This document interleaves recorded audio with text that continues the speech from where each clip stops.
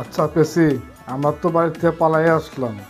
তোমার বাবা মা তো আমাকে দেখতেই পারে না, তারপরে তোমাকে নিয়ে পালিয়ে এলাম। তারা কি আমাদেরকে মেনে নেবে, না পিঠের ওপর কাপুস কুপুস লাগাবে?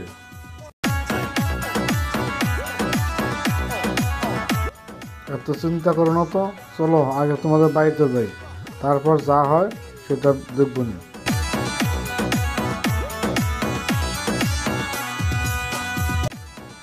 এই তো আমাদের বাড়িতে চলে আসছি। মাকে ডাকি, দেখি মা কি বলে।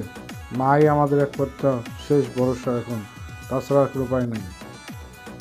মা, মা গো, এই যে দেখো তোমার ছেলের বউ, আমরা বিয়ে করেছি। মা, তোমার ছেলের বউকে তুমি আশীর্বাদ করো।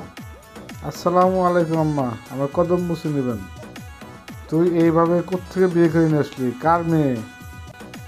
তুই কার মেয়ে এইভাবে বিয়ে করে নিয়ে আসলি?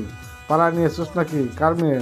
মা, মা, ওই যে আমাদের চিরশত্রু মফিজ, যার লাগে আব্বা কথা কইছিল আমার বিয়ার জন্য, বিয়া দেয় নাই, তার মাইয়ারে আমি ভাগায় নিয়ে এসেছি আম্মা, প্রতিশোধ নিছি। তুমি খুশি হও নাই মা? আরে বাবা, আমি তো খুশি হয়েছি। আজকে তোর বাবা বেঁচে থাকলে তোর বাবা যে কত খুশি হইতো।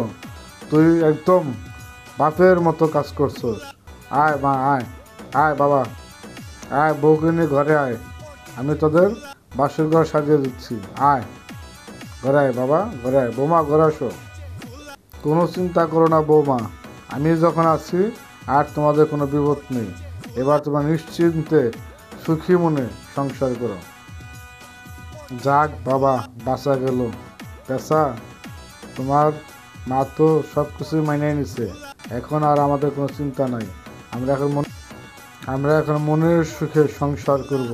মন দিয়ে আমরা তোমার আমার সংসার টিকিয়ে রাখবো। কি কও?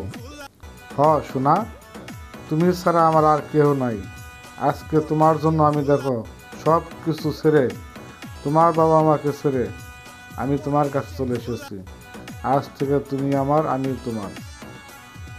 আমার লক্ষ্মী বউ, আজ থেকে আমরা মনের সুখে সংসার করব। তোমার বাবা মা যতই তোমাকে ভয় দেখাক, নিতে আসুক, লোভ দেখাক, তুমি কিন্তু কখনই যাবে না।